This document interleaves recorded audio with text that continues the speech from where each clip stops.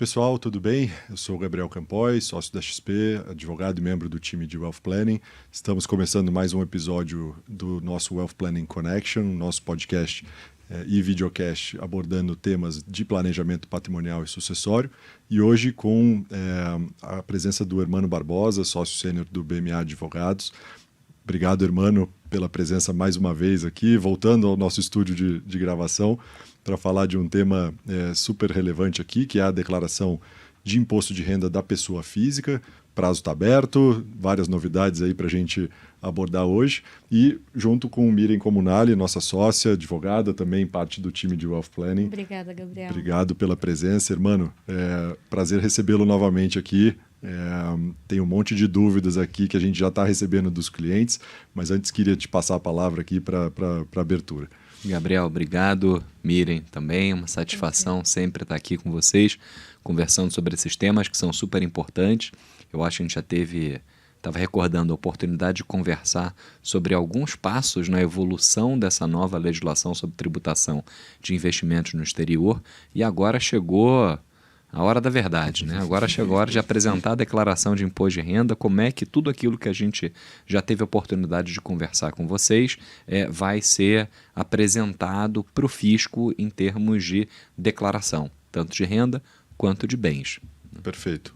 Acho que tem bastante coisa aqui, acho que o foco mesmo das mudanças está no offshore, que a gente vai abordar bastante, mas eu queria já começar pela parte Brasil. A gente recebe muitas dúvidas aqui dos clientes, especialmente que têm investimentos conosco no mercado de capitais, mercado financeiro em geral, e uma série de dúvidas que assim, trazem muitas vezes insegurança no preenchimento, e que muitas vezes também, por falta de conhecimento, acabam resultando aqui em malha fina, autuações e etc.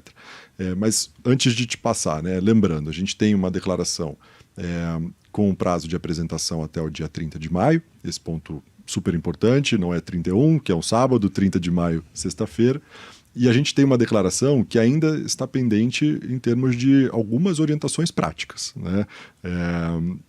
Esse ponto aqui... queria te ouvir já em relação a isso, né? Por enquanto, o que a gente sabe são as orientações da instrução normativa, que foi publicada, mas falta ainda o famoso perguntão, falta ainda o manual de preenchimento, e isso gera também algumas inseguranças nos clientes, especialmente naqueles pontos de novidade, né? Por enquanto, na sua experiência aqui, a maioria está segurando para poder aguardar essas publicações, ou já tem aparecido os clientes mais antecipados aqui já fazendo as entregas? Vamos lá, né? Acho que esse ponto é importante, Gabriel, porque existe uma tradição que a Receita Federal, junto com o sistema de entrega da declaração de imposto de renda, divulgue também, como costumou fazer, não me lembro aqui um ano que não tenha tido, né? Mas sempre houve o famoso perguntão, né? O perguntas e respostas, que é uma regulamentação da forma de preenchimento da declaração, que muitas vezes traz esclarecimentos que são válidos. Nesse ano especificamente, a gente esperava que houvesse algo assim, especialmente porque é o primeiro ano para a declaração de determinados tipos de renda que passaram a ser tributados com regras novas, e aqui estou me referindo aos investimentos no exterior.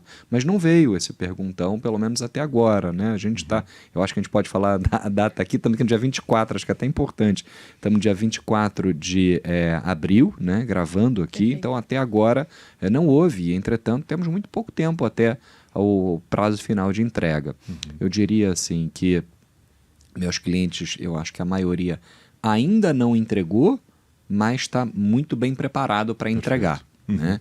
Então a gente está com as declarações, ou pelo menos eu aconselho que os clientes tenham as declarações nesse momento já o máximo possível prontas, né? Acho que não tem razão para esperar, pelo contrário, mas muitos estão segurando um pouco. Eu creio que assim, o início de maio vai ser o momento de, minha visão pelo menos, de declarações mais complexas, assim, de casos que chegam para a gente. Eu acho que vai ser o período de entregas mais maciço, assim, né? Com um volume maior de envio. Legal. Tem gente que já entregou porque precisava, porque queria, por qualquer razão, mas os casos assim, um pouco mais difíceis, vamos chamar assim,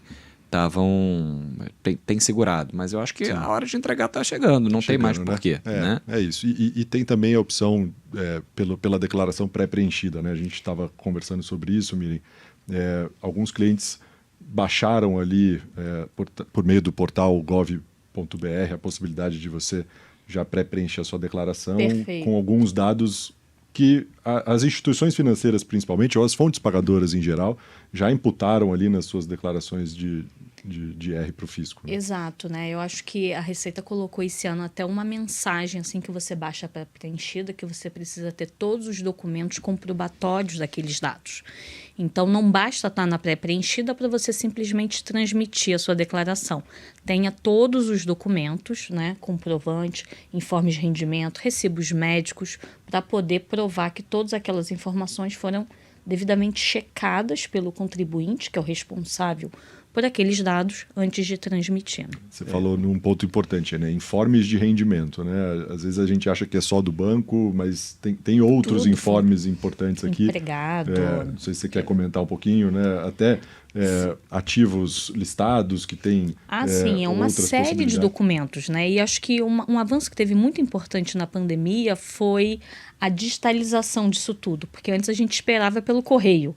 Agora, né, as instituições financeiras, os administradores de fundos imobiliários, escrituradores de ações em bolsa, hoje a gente consegue, de maneira digital, um simples cadastro, conseguir todos esses informes. Então, acho que agora não tem mais desculpa para não ter informação faltante na declaração, né? São muitos sites, né? B3, escrituradores, mas acho que é importante destacar um tempo para tirar todos fazer eles. Isso, né? E vocês tocaram num ponto que me parece importante. Assim, eu acho que quem já teve a oportunidade em anos anteriores abrir a declaração pré-preenchida, normalmente tem duas surpresas. Né? A primeira surpresa é o volume de informação que a Receita Federal já tem catalogada e organizada a respeito da sua vida financeira, tributária, que está pronta ali para você apertar um botão e eventualmente enviar. Quer dizer, essas informações já são bem catalogadas e disponíveis. Né? Acho que essa é a primeira surpresa. A outra surpresa é que essas informações, por mais que a gente tenha experimentado um avanço tecnológico muito grande no trato desses dados por parte da Secretaria da Receita Federal, que faz um trabalho realmente muito extraordinário, assim, em termos de juntar essa massa gigantesca de informações.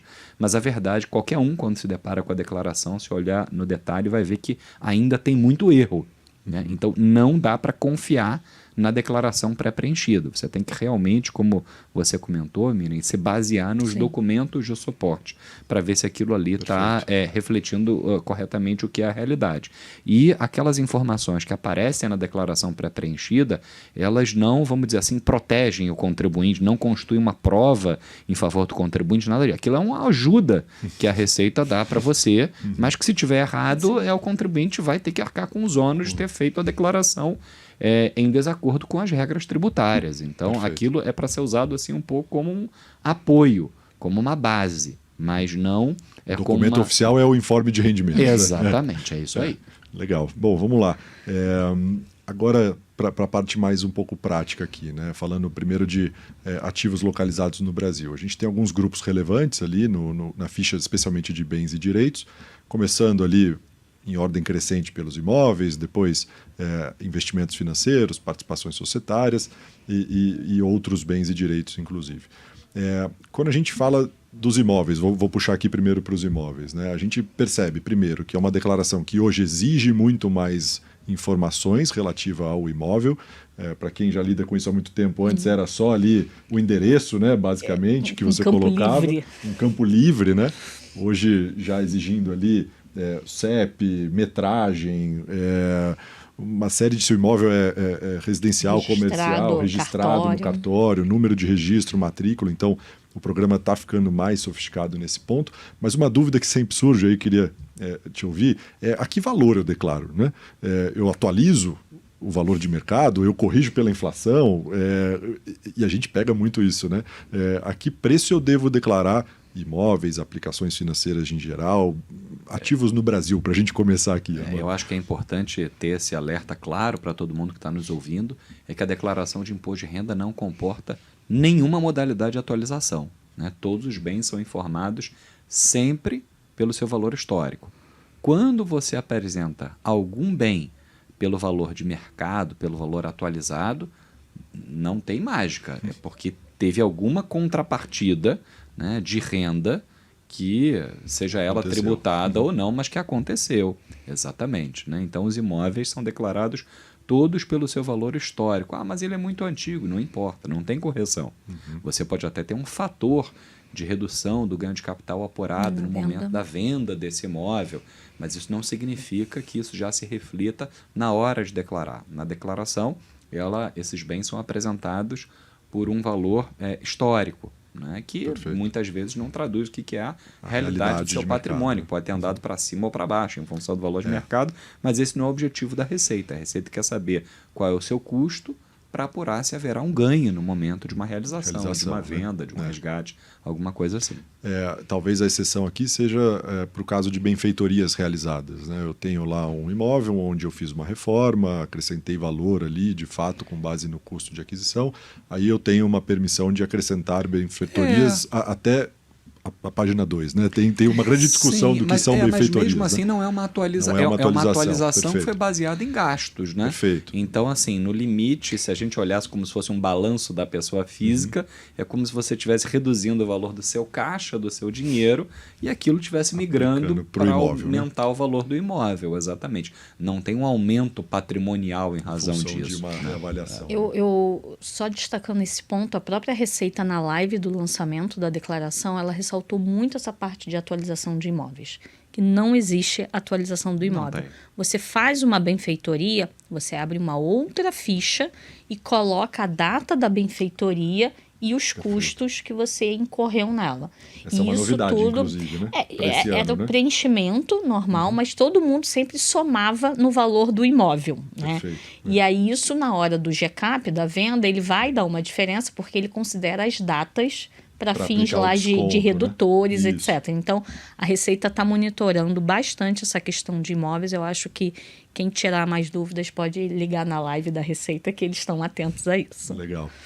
E aí a gente chega também numa consequência aqui que, para o planejamento patrimonial, foi um veículo, e é um veículo bastante relevante, que é o que se conhece como holding imobiliária, holding patrimonial, né? O cliente tinha imóveis na pessoa física, todos eles listados na sua ficha de bens e direitos, e agora ele concentrou esse patrimônio, optou por transferir para dentro de uma sociedade limitada ou por uma sociedade anônima. Qual que é o reflexo disso na declaração, Hermano? Muda muito, né? O reflexo é que você deixa de informar aqueles bens que eram detidos diretamente pela pessoa física e passa a informar os bens que foram recebidos em substituição aqueles bens originais, aquele imóvel original, que vão ser as ações ou cotas da pessoa jurídica, né, que recebeu aqueles ativos em aumento de capital. Não houve aqui nenhuma mudança na lei em relação a tudo que sempre aconteceu. Né? A gente teve até uma novidade, do ponto de vista formal, na declaração desse ano, é que passou a haver um código novo em participações societárias. Você tem ações de companhia, cotas de uma limitada e passou a ter holding patrimonial, alguma coisa assim. Eu, honestamente, não sei o que isso quer dizer. Não é um termo jurídico. Assim. A gente tem sociedades anônimas, a gente tem sociedades limitadas. As limitadas têm cotas, sociedades anônimas têm ações. Essa terceira categoria, ela não sei porque foi incluído pela Receita Federal, um nome de fantasia que não tem nenhum fundamento no direito. Né? Então, honestamente, me parece que eu, dos meus casos, pelo menos, casos de clientes que me perguntarem sobre esse assunto, ou bem você tem ações ou bem você tem cotas. Perfeito. E aí você substitui o que eram os imóveis para uma única linha. Pelo custo que foi atribuído no momento dessa contribuição, exatamente. Legal, ótimo. E agora entrando um pouco nas aplicações financeiras. Né? Acho que uma grande dúvida que surge, eu posso consolidar tudo numa linha só? Né? Tenho lá o meu informe da XP somando uma série de ativos. Posso lançar tudo em uma única linha, como se fosse uma única conta de investimentos? Ou eu deveria ser mais detalhista, né? No sentido de declarar fundos, ações, CDBs e outros tipos de ativos financeiros separadamente? Né? Eu ficaria assim. Acho que é importante a gente dizer também que a declaração de imposto de renda ela é instrumental. Né? Ela não substitui e nem ela se sobrepõe às suas obrigações de pagar o imposto nos casos em que você tenha cumprido, realizado o fato gerador. né? Então, se a declaração disser uma coisa, mas a realidade for outra, você tem um argumento para se defender contra eventual cobrança, né? Mas também você não pode ter apurado o fato gerador e deixar de informá-lo na sua declaração de imposto de renda. Eu acho que para essa sua pergunta, é claro, você sempre poderá informar todas as suas aplicações financeiras de forma analítica, né? Linha a linha, todas elas lá. Por outro lado, nunca houve e continua não havendo aqui, na minha visão, uma restrição a que as aplicações sejam apresentadas de forma consolidada. Porém, eu acho que essa consolidação tem limite.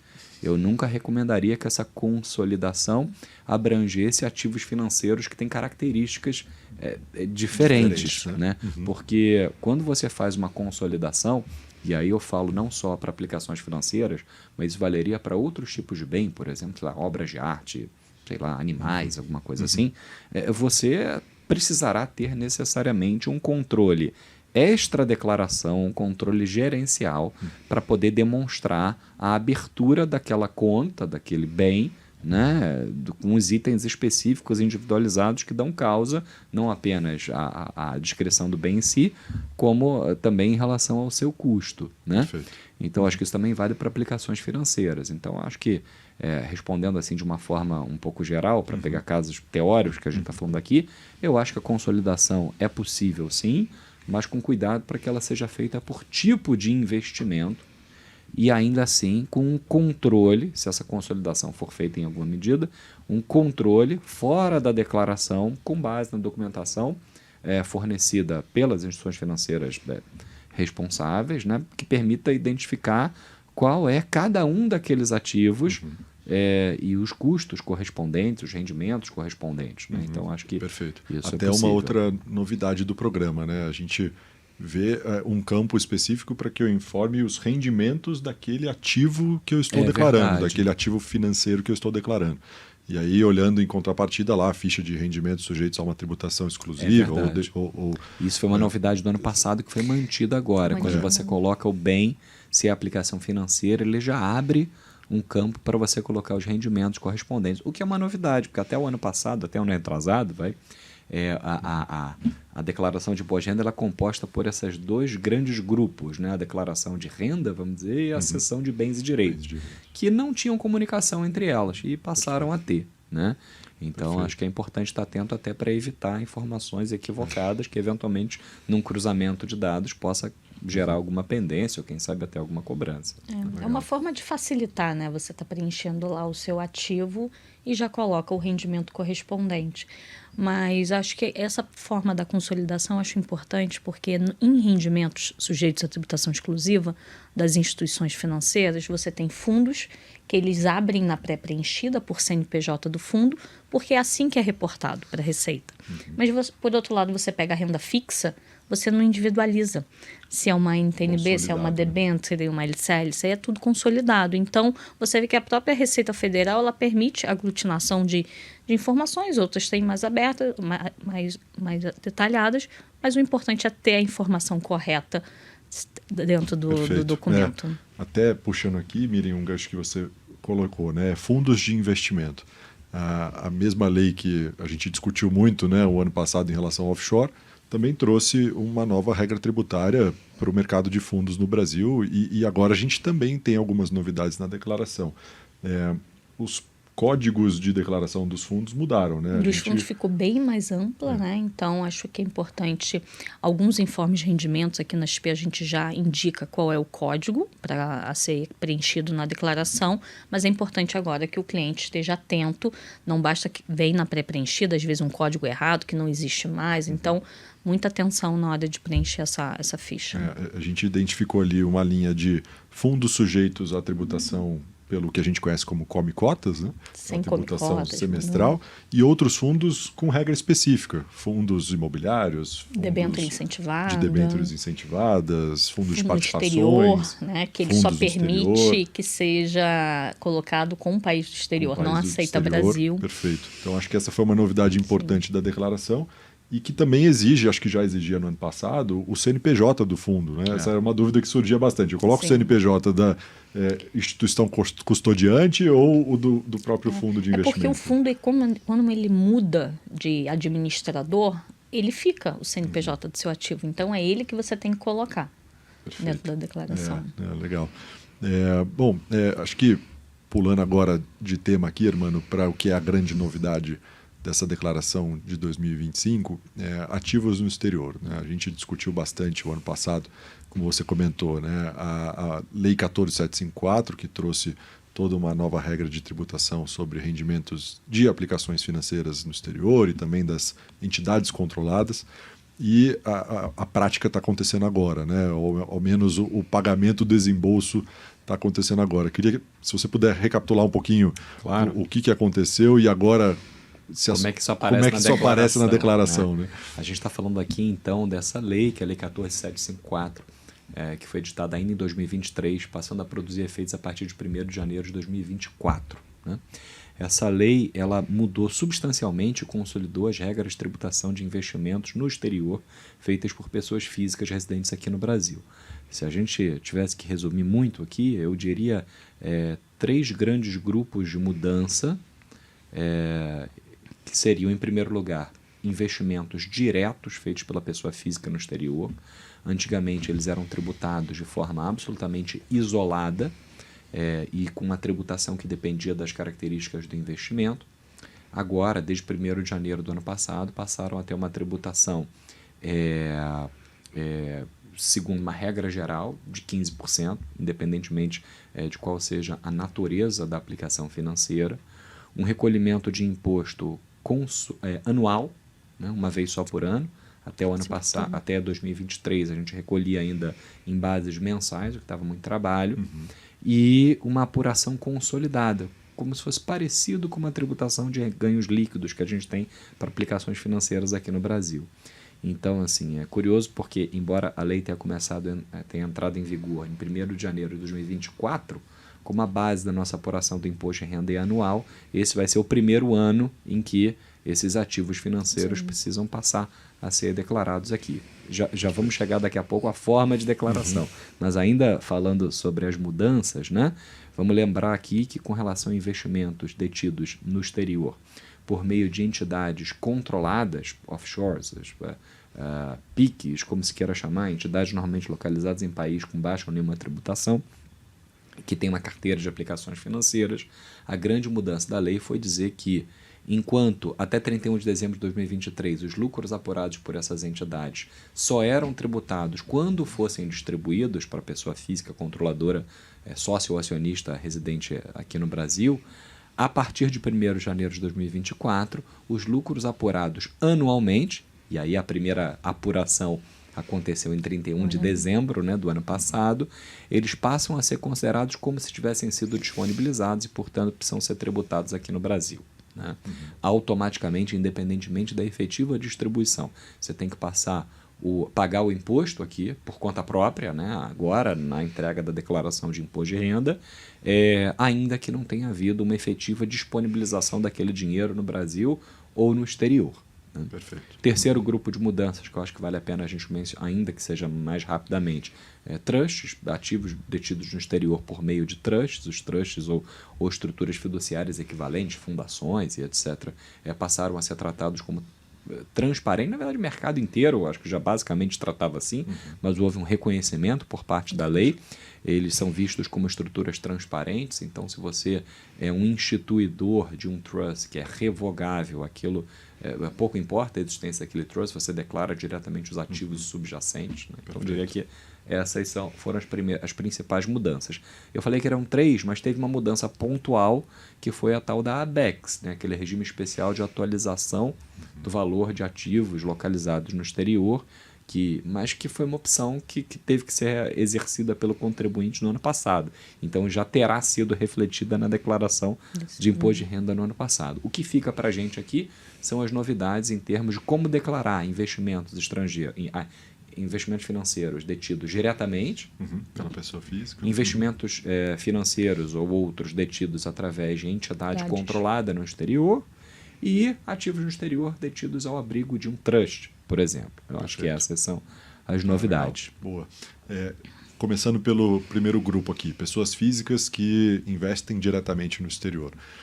Como você falou, né? Agora uma tributação anual e não mais mensal. O próprio programa te ajudando a fazer essa conta, né? Não na totalidade da conta, mas pelo menos para gerar ali o imposto devido. E aí a primeira pergunta que eu também fiz para os ativos locais, né? Eu posso consolidar ou eu deveria declarar aqui de uma maneira mais analítica, né? Acho que tem diferenças, né? Aqui, se você só até então eu vou dar um passo atrás para falar um pouco sobre o que mudou na declaração para a gente, que eu acho que tem alguns comentários que valem para várias categorias de ativo, né? Mas quando a gente trata de investimento no exterior, se me permite um comentário assim pessoal, acho que essa declaração foi um pouco, talvez decepcionante seja forte assim, mas é preciso prestar muita atenção, porque a gente teve uma lei nova para a tributação de investimentos no exterior, extremamente complexa, completa e sofisticada, que é a Lei 14754. Depois, no início do ano passado, a gente teve uma instrução normativa que regulamentava essa lei, que eu acho que dá para dizer que deixou a desejar na medida em que ela foi muito... Ela repetitiva, basicamente talvez, né? repetiu a lei. Nada demais. Alguns poucos pontos em que eu acho que ela foi além, mas de uma forma equivocada, quis inovar em coisas que não estavam previstas na lei, mas não esclareceu os pontos de dúvida que a gente ainda tinha com relação à lei. Então ela não ajudou. E agora a gente tem no ano seguinte uma declaração de imposto de renda, um modelo de declaração de imposto de renda que foi extremamente simplório, né? Simplista. Assim, quando a gente vai olhar, mudou muito pouca coisa na declaração, assim, uns 2 ou 3 campos novos que você tem lá para acomodar todo um regime de tributação novo. E a gente não tem as orientações, retomando o que a gente começou falando aqui nessa conversa, orientações sobre como se fazer esse preenchimento. Então, acho que esse é um tema que vai demandar, sim, muito cuidado, né? Especialmente nesse primeiro ano de reporte de investimentos localizados no exterior. Chegando aqui à sua pergunta, precisamos agora reportar, né? Como é que a gente vai reportar as aplicações financeiras, né? De certa medida, não tem muita mudança em relação ao que a gente tinha antes. Eu continuo podendo e devendo informar na minha seção de bens e direitos todos os meus ativos, né, financeiros, e aí tem os códigos para eles. Quando eu marco que o país não é o Brasil, é no exterior, ele já vai abrir um campo, né, para eu informar os rendimentos associados com aquele ativo, né? Com aquele ativo, exatamente. Que pode ter gerado uma perda, por exemplo. Um prejuízo, né? Pode ter gerado um prejuízo. Então eu vou ter que fazer isso ativo por ativo, né? E o próprio sistema consolida, faz esse somatório para dar o resultado que precisará ser objeto de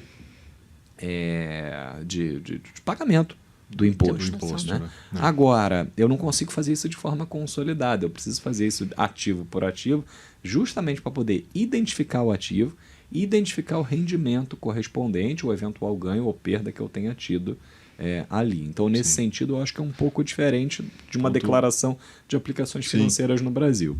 Ponto super importante que você comentou, né? Existia uma expectativa ali de que houvesse uma ficha específica para uma declaração de bens do exterior, assim como você tem a ficha para ganhos de capital, você tem a ficha de ganhos líquidos, investimentos de renda variável. Não aconteceu. Não houve. Eles simplesmente criaram uma linha nova no próprio campo de bens e direitos para que você pudesse informar se você teve rendimento ou prejuízo naquele ativo específico. Exatamente. Né? E aí, para quem tem um investimento, uma carteira, vamos dizer, que seja mais estável, com pouca...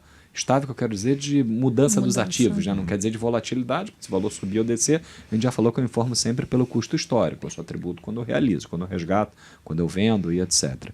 Mas se eu tenho uma carteira que tem muita movimentação, né, eu preciso abrir uma linha para cada um desses ativos. Inclusive, por hipótese, vamos pensar num caso em que uma pessoa que adquiriu, não sei, bonde emitido por um banco estrangeiro em fevereiro de 2024 e vendeu esse bonde em novembro com um ganho, ou com prejuízo, ou com perda, não tem problema. Né? Eu vou precisar informar.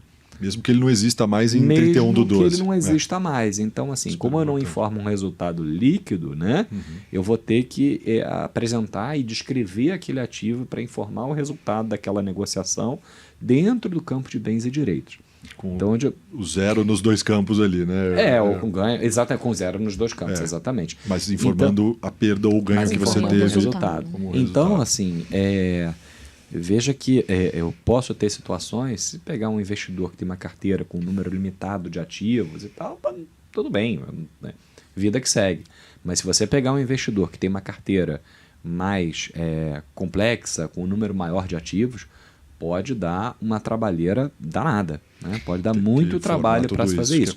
E essa mesma lógica vale, é importante lembrar, para aquelas pessoas que têm investimento no exterior através de uma sociedade, uma entidade controlada, e que optaram por tratar aquela entidade como transparente. Né? A história da regime opaca e da transparente. Então, também vai informar como se detivesse aqueles ativos diretamente. Então, acho que é algo para se prestar atenção. Acho que é importante, o Gabriel comentou, né, de colocar zero. Só que o programa da Receita não aceita zero. Não aceita, ele dá então você aviso, vai ter que colocar 1 centavo para poder ter a informação. E eu acho que tem um componente ainda do investimento do exterior, que é a variação cambial. Então você tem na transparente ou carrega diretamente na física, não é só o ganho em moeda estrangeira, mas você também pode ter um ganho de cambial por conta da moeda.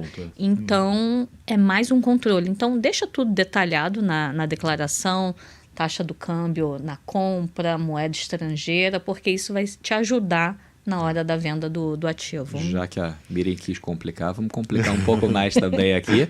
A gente tem a questão também de eventual compensação de imposto pago no exterior. Também. Né? Que é apurado por ativo, por operação.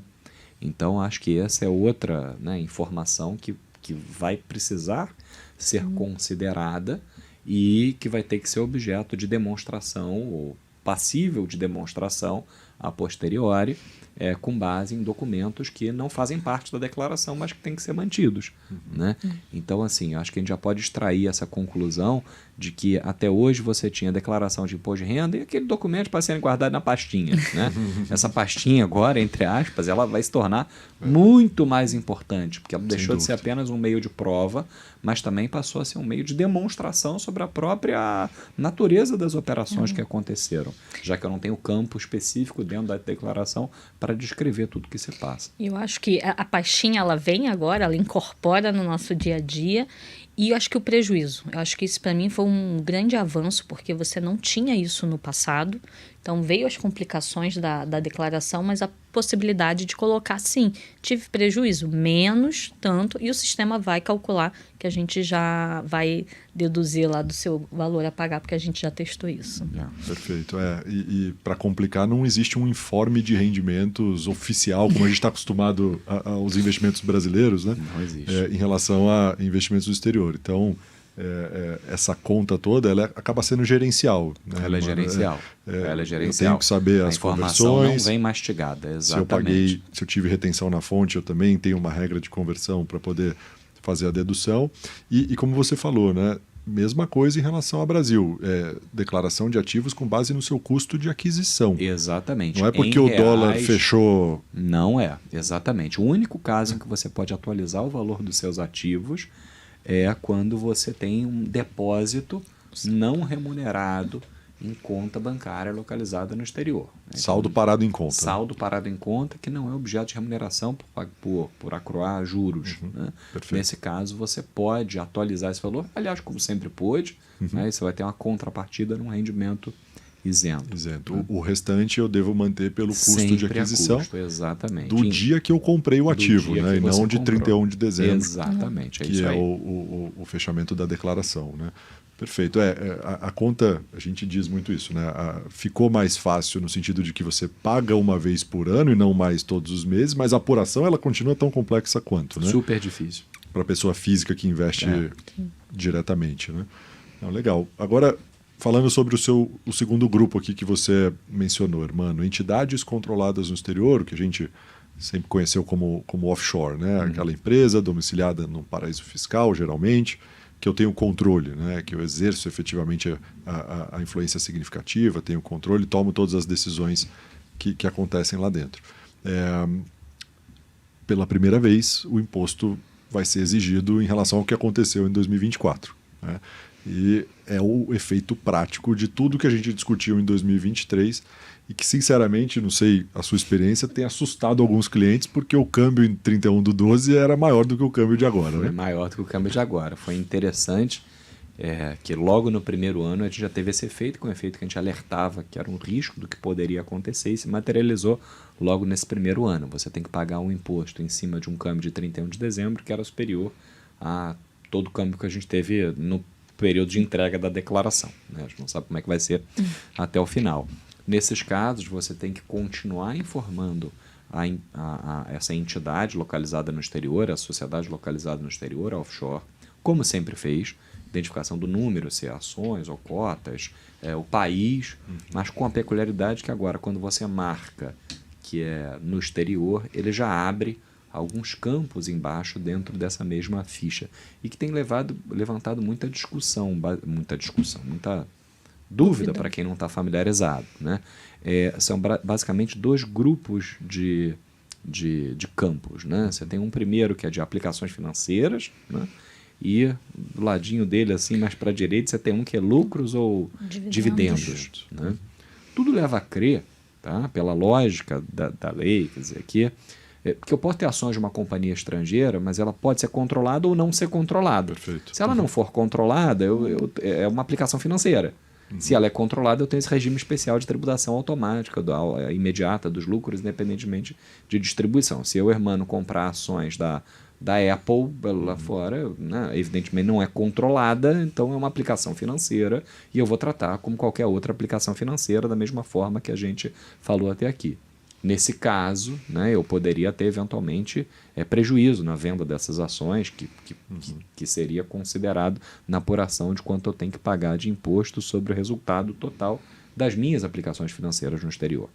Agora, se eu tenho investimento no exterior diretamente numa entidade que é controlada por mim, tratada como opaca, né, para usar a expressão que se consagrou aí para a nova lei, então os lucros eu tenho que tributar aqui no Brasil e eu vou ter que informar esse lucro. Esse lucro eu informo dentro, na minha visão, né, apesar da falta do perguntas e respostas, mas acho que é o que me parece, acho que tem sido um pouco consenso no mercado, nesse campo das duas caixinhas assim da direita de lucros ou dividendos, você informa aquilo ali e aquilo vai ser puxado, vai ser considerado pelo sistema para apuração do saldo de imposto a ser pago por ocasião da entrega da declaração de ajuste anual. Eu não consigo informar ali prejuízo.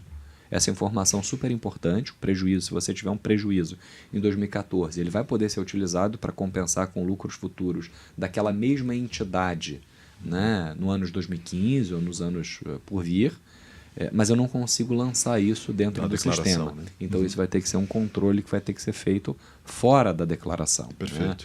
Né? Se eu tive prejuízo, o valor é zero. Né? Exatamente. Que vai constar na minha declaração. E é importante lembrar, né, para quem está nos ouvindo, que enquanto os prejuízos de aplicação financeira no exterior podem ser utilizados para compensar com tudo, né, que vem do exterior, inclusive com os lucros apurados através de uma controlada, os prejuízos decorrentes do investimento em uma controlada só podem ser utilizados para ser compensados com resultados daquela própria controlada. Mesma companhia. Daquela mesma companhia. Então, se eu tenho duas companhias, elas são tratadas separadamente. Né? Ainda que esteja uma em cima da outra, seja, entre aspas, mãe e filha. Esse é um outro ponto que eu queria te ouvir. Né? É muito comum naquelas estruturas de investimento offshore, especialmente quando eu tenho ali imóveis nos Estados Unidos, né? Eu tenho lá a companhia, o que a gente chama de offshore,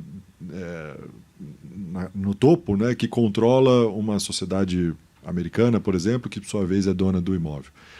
Para fins de declaração, elas viraram irmãs, né? Elas são declaradas como se fossem detidas diretamente pela pessoa física. Né? Isso é uma novidade também do programa. Né? Eu vou ter que splitar ali o que eu declarava até o ano passado numa única linha, em duas agora, né? Eu gostaria até que fosse uma novidade do programa, mas por enquanto ainda é só uma novidade da lei, porque o programa não estabeleceu nenhum campo de... Estou brincando aqui, mas é isso. Esse é um pouco das dificuldades que a gente tem a partir de agora, dos desafios que a gente tem a partir de agora. Se eu tenho duas empresas, uma controlada direta e uma controlada indireta, as duas precisam ser reportadas na declaração como de forma individualizada, como se elas fossem, entre aspas, irmãs, muito embora juridicamente a gente saiba que não é isso. Né? E o lucro de cada uma delas vai ter que ser reportado e eventualmente tributado aqui no Brasil de forma separada. Até o ano passado, né, a lei já estava em vigor. Ano passado você já podia fazer essa declaração de forma separada, né, mas você não era obrigado a fazer isso. Eu acho até que as únicas pessoas que estavam obrigadas a fazer isso foram pessoas que eventualmente tinham controladas diretas ou indiretas e atualizaram através da ABEX. Uma delas, mas não atualizaram outra, então para deixar isso claro. Então tem gente que tinha estrutura, que tem eventualmente estrutura com mais de uma empresa no exterior, que até o ano passado informou de forma consolidada e agora vai ter que fazer como se fossem irmãs, de forma separada, e tem regras para isso. Você tem que proporcionalizar o seu custo total em relação a cada uma delas e assim, é algo que não é trivial, pode dar algum trabalho. Tem pontos de atenção aí que vão precisar ser discutidos com muito cuidado. Sim, né? A mesma até coisa para saber se é uma controlada, né? Porque muitas vezes eu tenho outros sócios ali naquela subsidiária e aí eu não tenho controle sozinho, mas posso ter controle em conjunto com outras partes relacionadas ou influência significativa. Além, quer dizer, quem tem, se essa sua controlada, ainda que seja uma controlada única no exterior, né? Ali diretamente, ela teve lucro, né? Ela tinha um investimento de $1 milhão e gerou lucros de $100 mil, vamos dizer. Esses $100 mil vão precisar ser tributados aqui no Brasil, mas gerarão um crédito de dividendo contra a entidade estrangeira. Eu não tenho um código específico no programa da declaração para identificar esse crédito, que é um crédito de natureza muito especial, porque vai estar protegido contra a variação cambial no dia que houver a quitação desse crédito, né? O pagamento daquele valor em dólares, e eu não tenho. Então, assim, todo mundo vai ter alguma espécie de desafio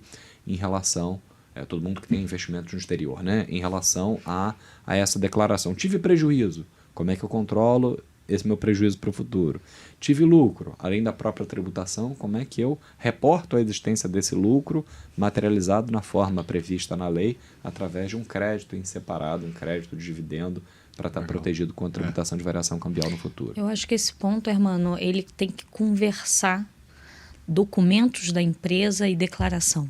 Então, você vai ter dividendos, né, que você vai poder pagar futuramente agora em 25 de 24, então você vai obrigatoriamente uma ata indicando que você está pagando esses dividendos com base em lucros de qual ano, então vai vir um controle adicional, que isso nunca existiu.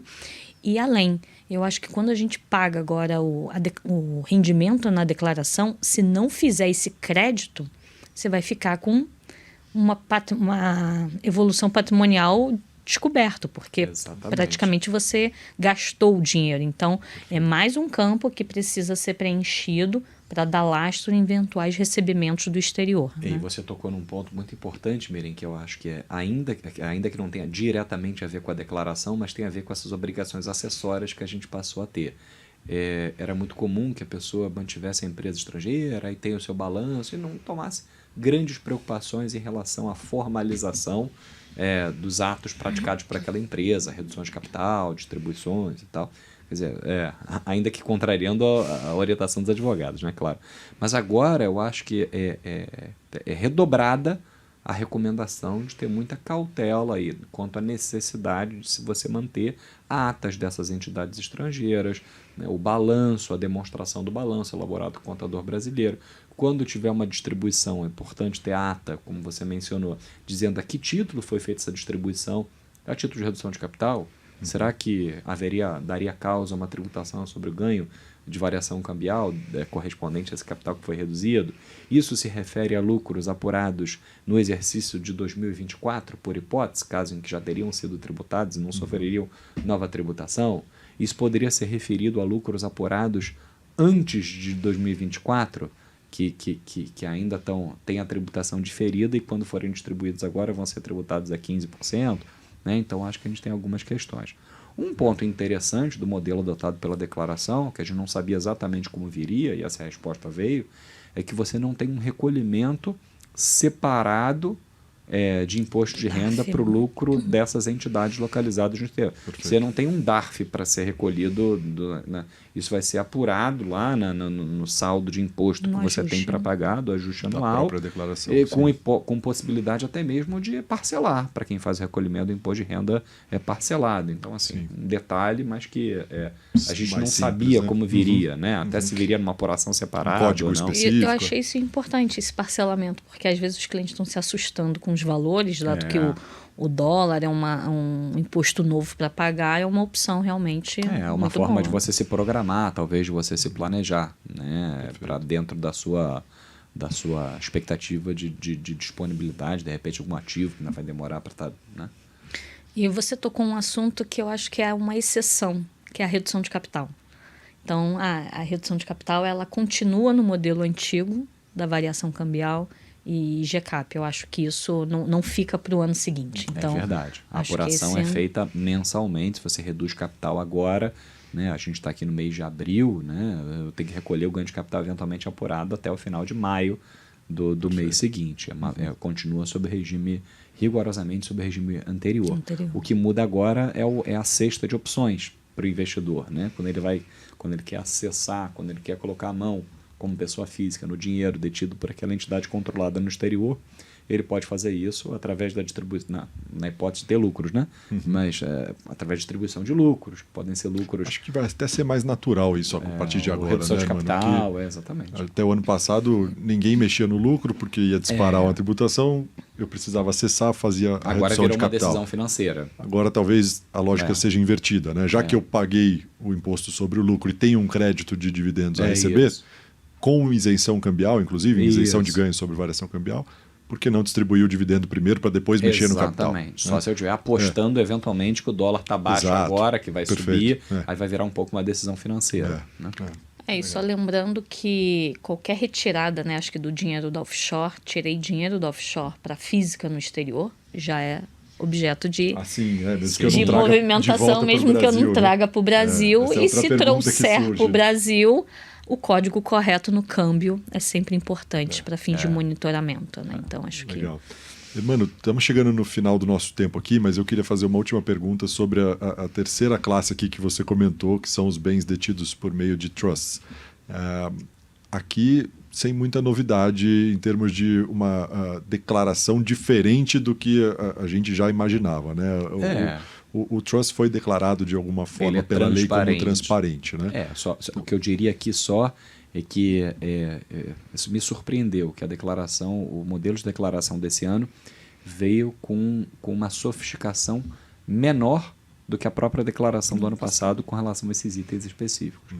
No ano passado, que foi o primeiro ano com uma declaração já tendo sido editada a Lei 14.754, a Lei de Tributação de Investimento Offshore, você tinha ali alguns campos para quando você tinha bens localizados no exterior, que você podia marcar para indicar se era se era um detido através de trust, uma entidade transparente, uma coisa assim. E esses campos, que eram um campo para você marcar um xizinho ali, né? Foram suprimidos. Perfeito. Então, assim, agora fica a dúvida, né? Quando eu tenho investimento no exterior, quer dizer, eu não tenho nem muita dúvida. Você tem que informar o ativo subjacente e incluir no descritivo que ele é detido por meio do trust XYZ, constituído sob as leis do país tal.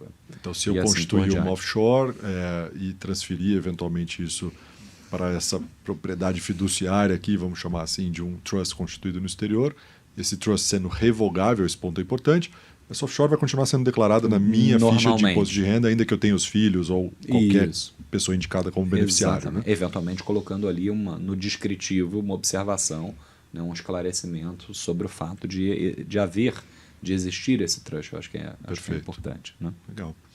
Mano, chegamos ao final aqui. Tem bastante coisa para falar, mas acho que deu para a gente passar pelos principais pontos e pelas principais novidades da declaração. Como você comentou, né, ainda estamos no aguardo da publicação das instruções de preenchimento e do famoso perguntão.